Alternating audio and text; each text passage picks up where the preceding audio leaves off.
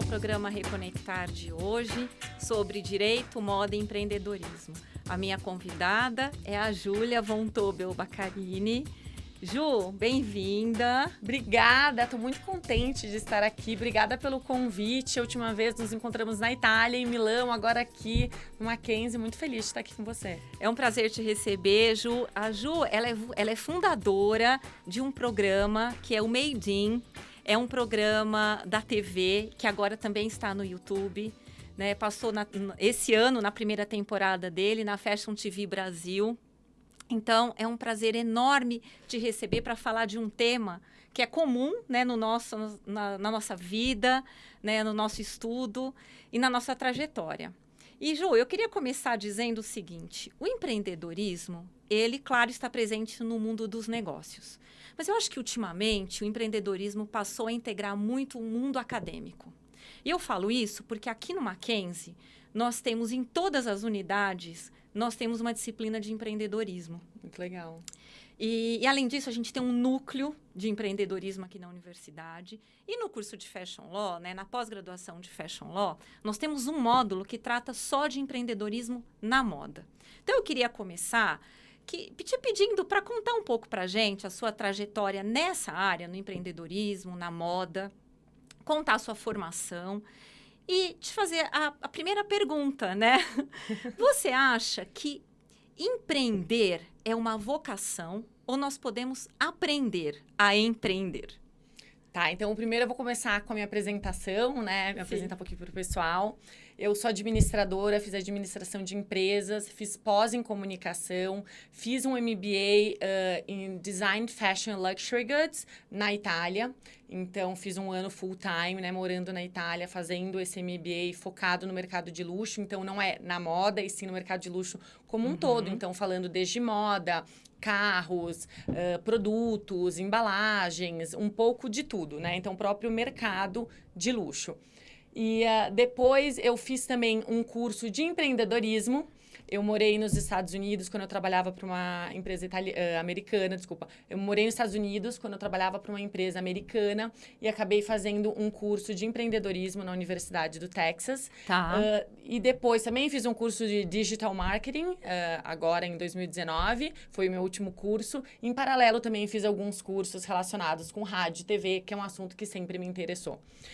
Você estava falando sobre essa questão, né, do empreendedor. Sim. Eu acho que sim. Tem pessoas que nascem muito, sabe, com essa vibe empreendedora, que tem uma visão muito avante, né? Tem muitas ideias, são muito atentos. Então, acho que tem pessoas, sim, que já nascem mais, talvez, predispostas, sim, né? Mas eu acho que é algo que você também, no dia a dia, você pode aprender, né? Você tem novas informações, você estuda, você pesquisa, você tem interesse. Então, acho que é possível. Então, na minha opinião, ambos, assim, eu acho que você pode nascer, como você disse mesmo, nascer, ter né? vocação para aquilo. Ter vocação ou realmente aprender durante esse ciclo, assim, né? Por exemplo, eu nunca imaginei em ser empreendedora. Hoje eu posso me considerar também uma empreendedora, né? Com esse projeto até que você mencionou anteriormente. Mas, assim, apesar de fazer administração, de estudar, de trabalhar em empresas, sempre trabalhei em empresas, assim, multinacionais e tal, eu nunca tive essa vontade de empreender. Eu sempre fui muito curiosa, gostei das histórias e nunca quis empreender. Tá. Apesar de ter feito o curso, etc.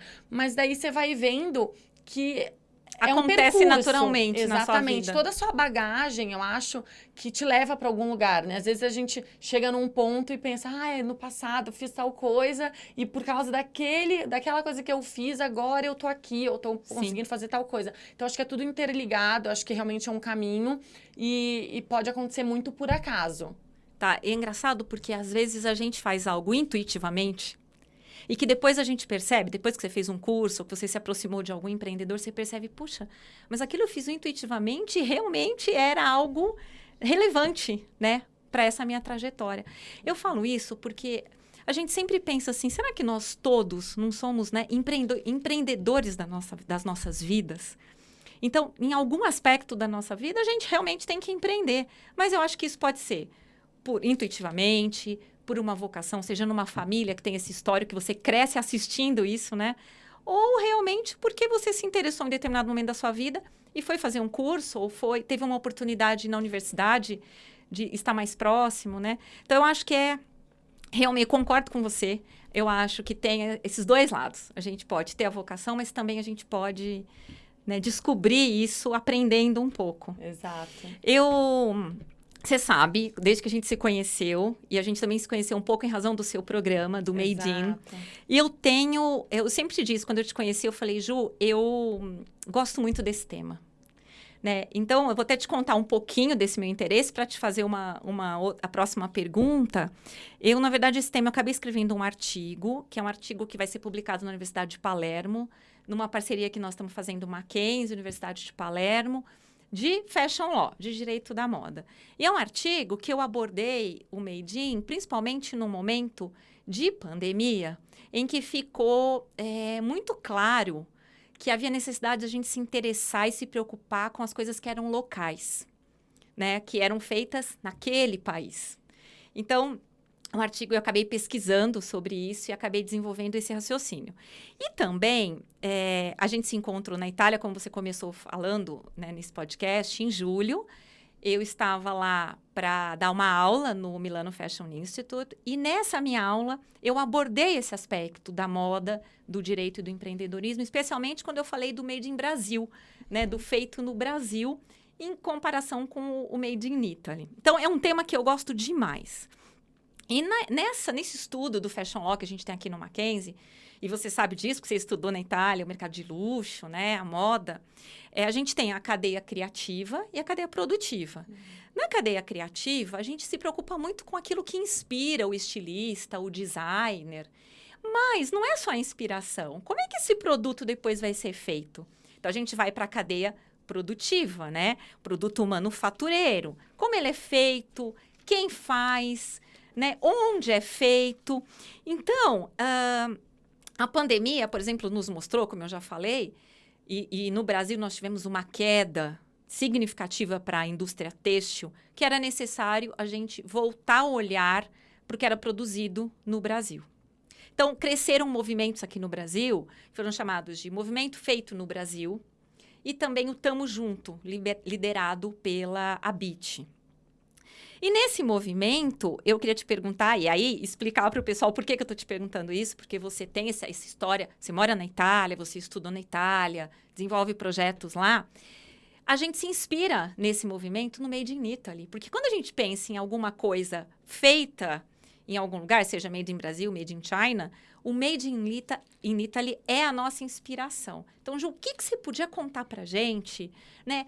Da importância para você, como você enxerga esse Made in Italy? Acho que primeiro eu só vou explicar então um pouquinho o que é o Made In, né? O Made In é meu projeto, ele é um programa na televisão que fala sobre histórias de empreendedorismo, de moda e beleza. Então, na televisão, que foi a primeira temporada esse ano, no Fashion TV, a gente fala sobre histórias de diversas marcas, né? Então, a gente conta um pouco a história de empreendedorismo, mostra um pouquinho de modelo de negócio, etc. Tá. Então, é muito legal. Quem quiser assistir, tá no YouTube. A gente também tá com essa plataforma do madein.show, que é no Instagram, e tem o YouTube, onde a gente tem as histórias que passaram no programa na televisão, mas a plataforma, vamos assim dizer, é para falar de histórias de empreendedorismo no geral.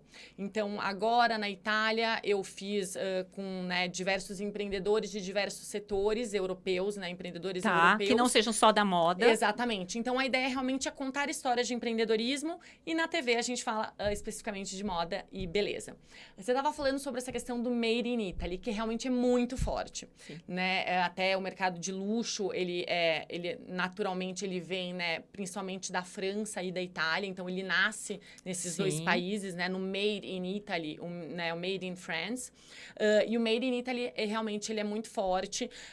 A questão principal é a questão de toda a cadeia, como você estava falando. Então, toda a questão do cuidado da produção. Então, quem faz esse produto? Onde ele é feito? Né? Então, tem ainda muito essa questão na Itália do feito à mão. Então, tem muitos alfaiates ainda, né, pelas cidades, sejam as cidades menores ou sejam as capitais, né? Também sapatos, eles fazem muitos sapatos. Então, tem sapateiros que fazem seu sapato à mão. Então, os sapateiros, normalmente, eles têm 2 modelos. Porque também, apesar de ser feito à mão, ele pode ser... Né? Ele pode ser mais, assim, caro, né? Que ele vai ser realmente feito sob medida para você. Ou eles têm alguns modelos. Então, você vai nessa sapataria, você encontra alguns modelos e você escolhe. Ah, eu quero esse modelo, mas daí você escolhe a cor, você vai ter o teu número, etc. Né? Se precisar fazer uma palmilha diferenciada, eles vão fazer. Ou então, tem a opção do realmente, né, sob medida, que daí o sapato é feito para você. Bem artesanalmente, assim. Bem artesanal. Então, isso é muito legal. E isso é muito o Made in Italy. Eles têm muito também essa questão de da onde vem a matéria-prima.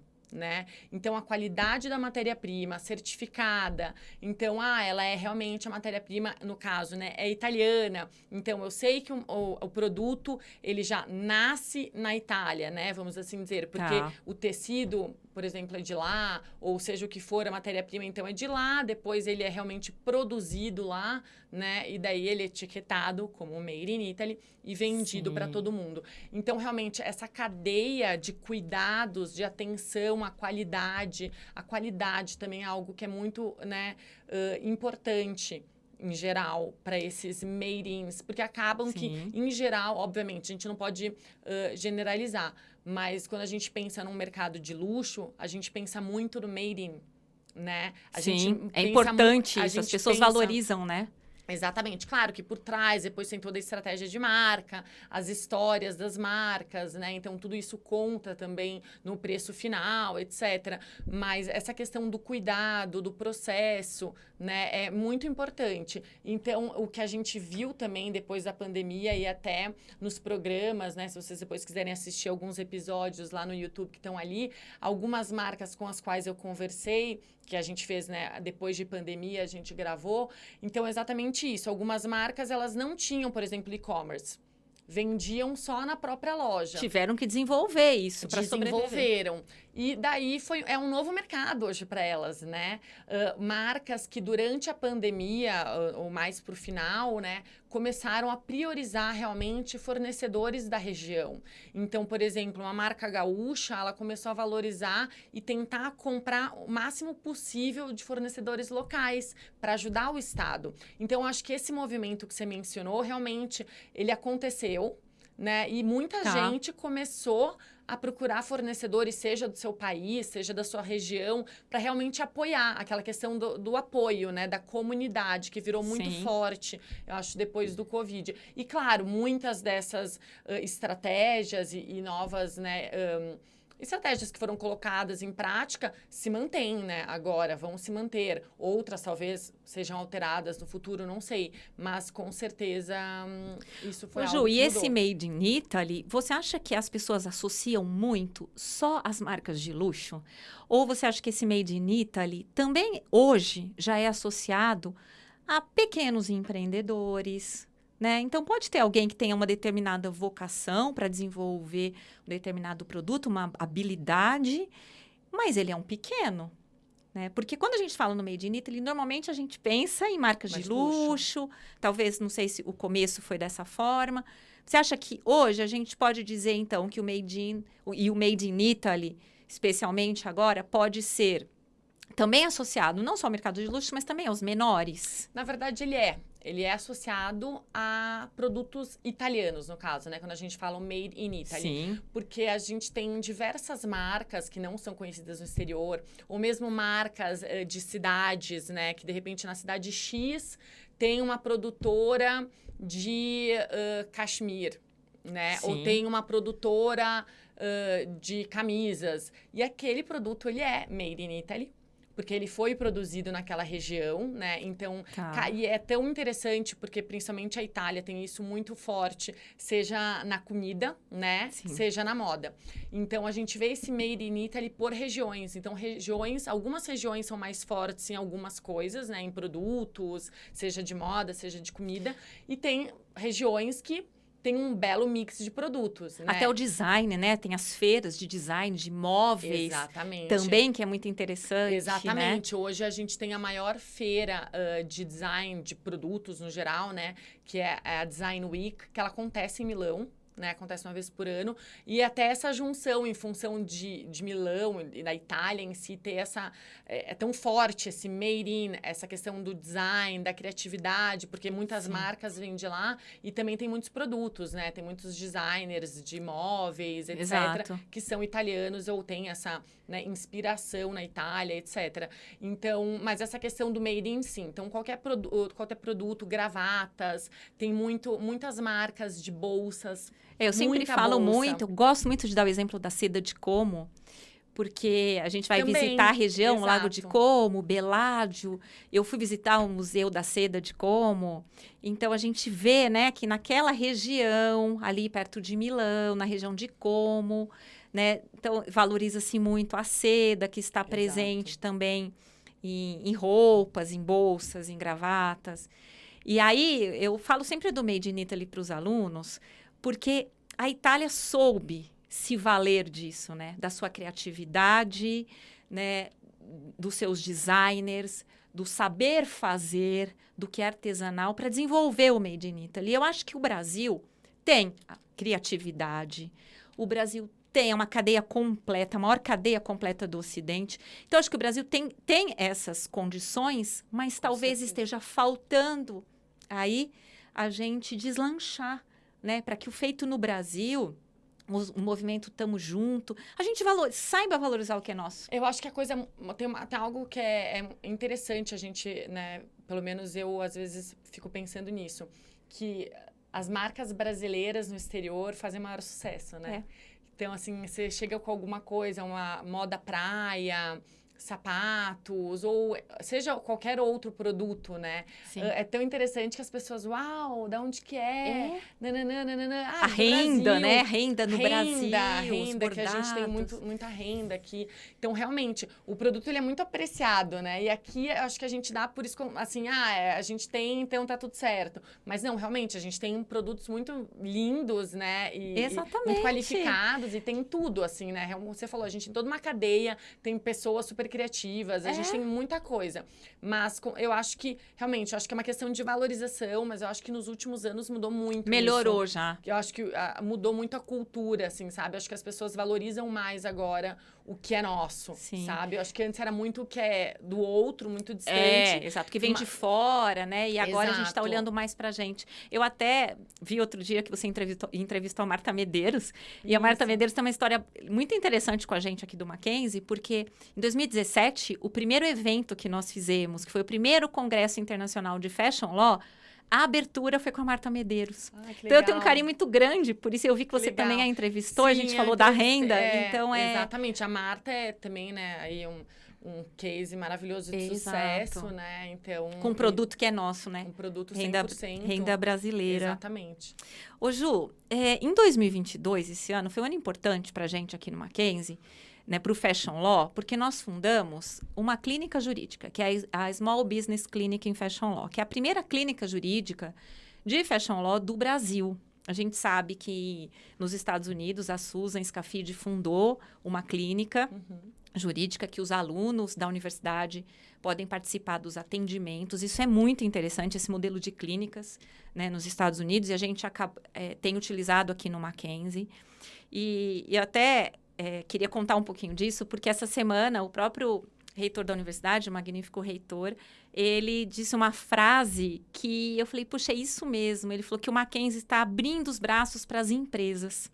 E nessa fala dele, essa fala, ela vai ao encontro do propósito dessa clínica, porque nessa clínica a gente tem o propósito de atender, de prestar orientações a comunidade, as cidadãos, né, atendidos por essa clínica, orientações para pessoas físicas, para microempreendedores individuais e para microempresas, com informações relativas, tanto a contratos quanto a marcas, Legal. a desenho industrial, mas também muito ligado aos modelos de negócio em parceria com a Faculdade de Economia. Então, o Direito fazendo uma parceria com a Faculdade de Economia nesse atendimento nessa clínica. Legal.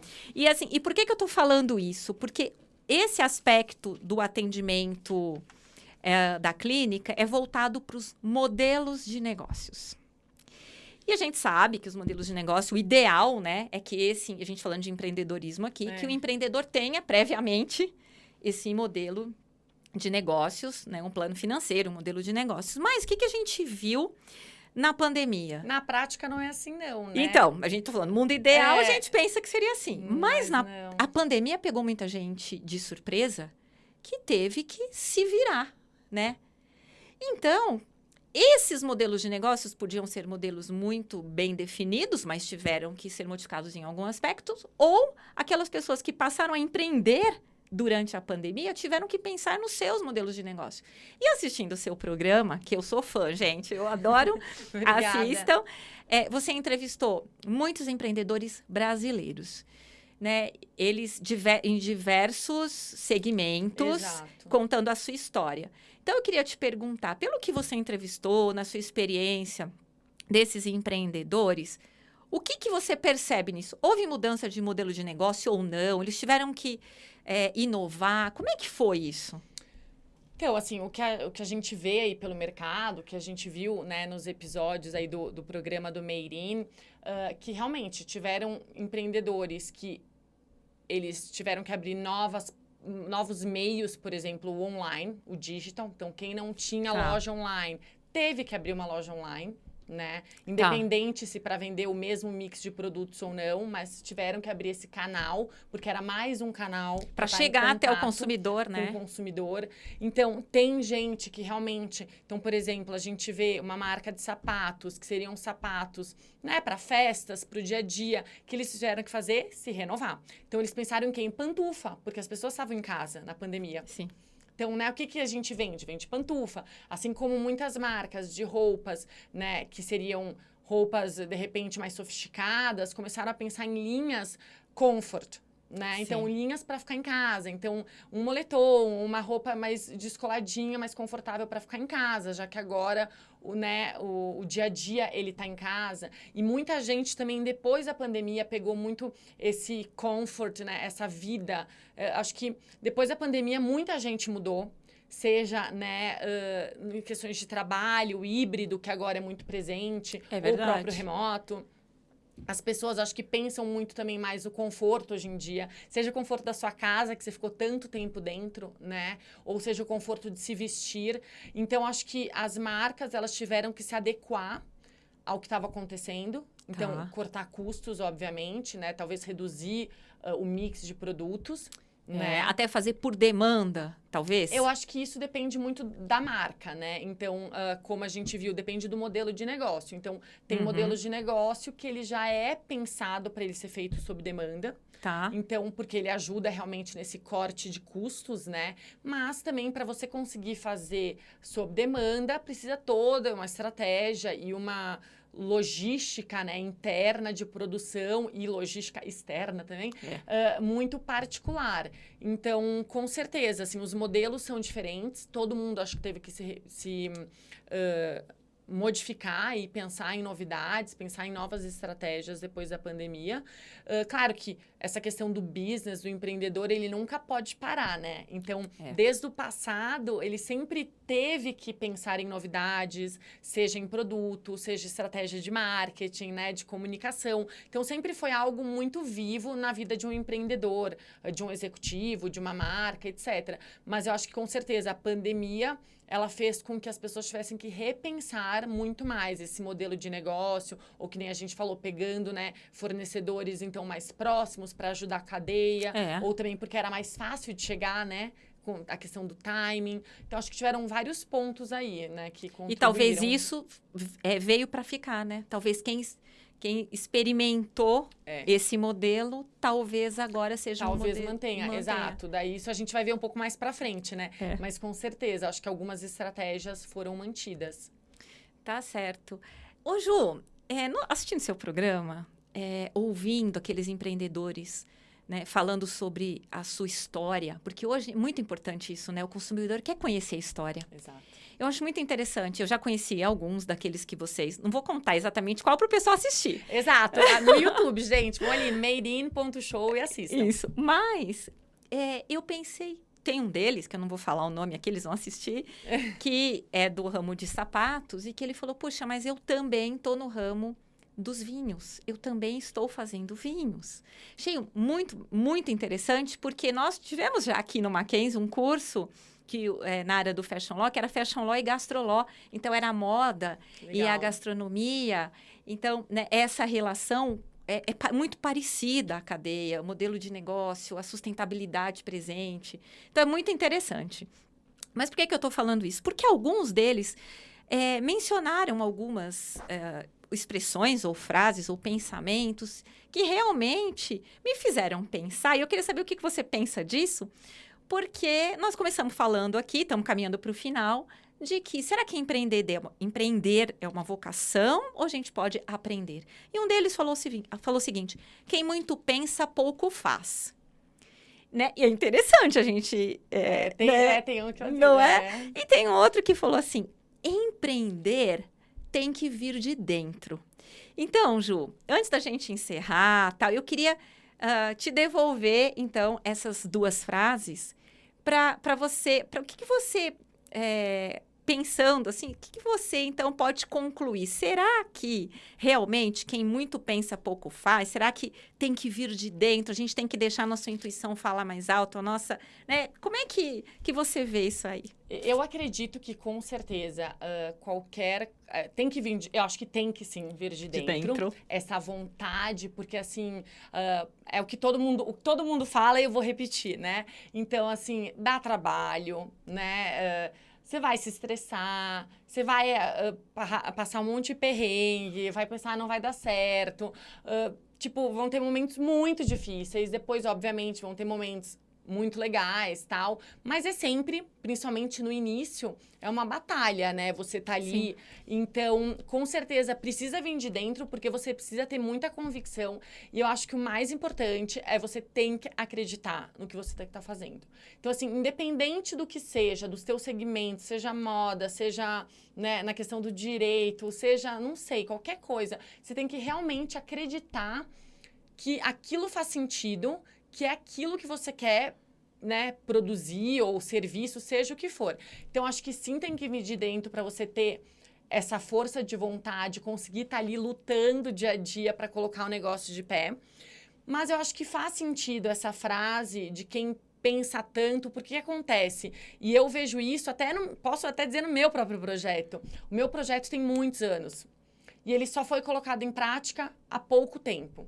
Tá. Então, assim, talvez muito por isso também do pensa e acaba não fazendo. Tem medo, acho que tem sempre também um medo, né? Não tô pronto, né? Preciso caminhar mais. Exato, mas eu acho que talvez é muito isso. Talvez você nunca começar...